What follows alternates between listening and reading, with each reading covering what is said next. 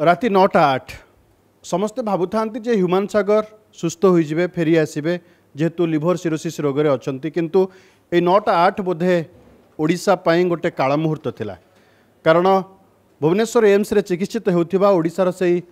सुप्रसिद्ध कंठशिल्पी युवा बयस रे जे समस्त हृदय रे छाप छाड़ी दे जाइछंती ह्यूमान सागर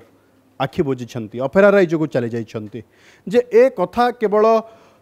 गणमाध्यम जगत रे नुहे प्रति गाँ गाँ रे प्रति सहर रे यही कथा वर्तमान सबुठु बड़ खबर पलटिची जे ह्यूमान सागर आउ नाहंती जी पूर्व चिकित्सित होते कटकर गोटे घरोई हस्पिटाल रे 14 तारिख रे भुवनेश्वर एम्स को स्थानांतर होते एवं डाक्तर गुरुत्वपूर्ण कथा कही जे आंको पई 48 घंटा होउची बहुत गुरुत्वपूर्ण आंको ऑब्जर्वेशन रे रखा जिबा दरकार एवं 48 घंटा बीती थिला मानसिक स्तर में अर्थात तांकर जो चेतना शक्ति रे सामान्य सुधार आसीथिला बोली डाक्तर मध्य प्रकाश करुथिले गतकाली बोधुए आज